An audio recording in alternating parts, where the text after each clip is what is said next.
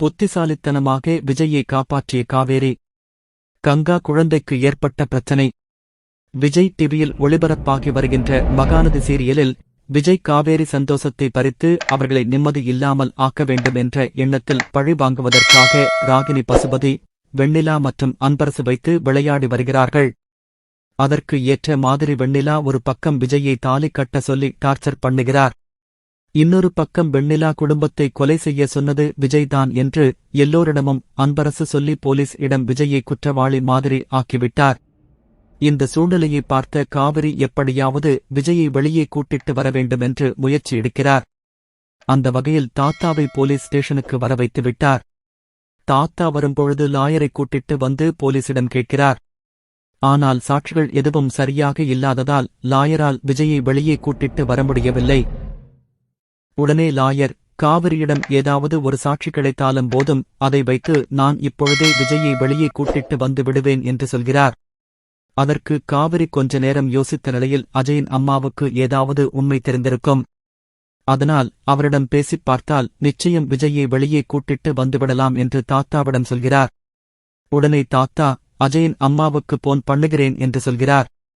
அதற்கு காவிரி போன் எல்லாம் பண்ண வேண்டாம், நேரடியாக பார்த்து பேசலாம் என்று தாத்தாவை கூட்டிட்டு காவிரி விஜயின் சித்தி வீட்டுக்கு போய்விடுகிறார். அங்கே போனதும் விஜய் சித்தியிடம், விஜய் இப்பொழுது என்ன நிலைமையில் இருக்கிறார் என்று உங்களுக்கு தெரிந்தும் எப்படி வீட்டுக்குள் அமைதியாக இருக்கிறீர்கள்? விஜய் மீது தவறான ஒரு பழி விழுந்திருக்கிறது. அதுவும் என்ன காரணம், யார் மூலம் என்று தெரியும். அதனால் நீங்கள் வந்து உண்மையை சொன்னால் மட்டும்தான் விஜயை காப்பாற்ற முடியும் என்று காவேரி சொல்கிறார். ஆனால் விஜயின் சித்தி, நான் இக்கட்டான சூழலில் இருக்கிறேன், என்னுடைய வீட்டுக்காரர் மற்றும் பையனை மீறி எதுவும் பண்ண முடியாது என்று சொல்கிறார். ஆனால் காவேரி மற்றும் தாத்தா சித்தியின் மனசை மாற்றி போலீஸ் ஸ்டேஷனுக்கு கூட்டிட்டு வந்து போலீசிடம் உண்மையை சொல்ல வைக்கிறார்கள்.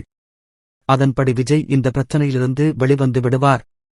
அடுத்ததாக காவிரியின் நிலைமையை யோசித்து கங்கா குமரனிடம் அழுது ஃபீல் பண்ணி பேசுகிறார். அப்படி பேசியதும் கங்காவுக்கு திடீரென்று வயிறு வலி வந்து கத்த ஆரம்பித்து விடுகிறார்.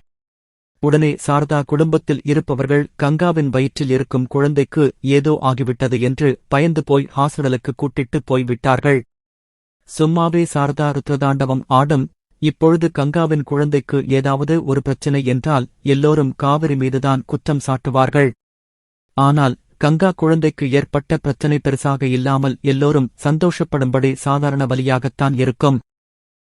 கடைசியில் ராகினி பசுபதி போட்ட பிளானை முறியடிக்கும் வகையில் காவிரி விஜயை காப்பாற்றி வெண்ணிலா முகத்தில் கரியை பூசிவிட்டார்.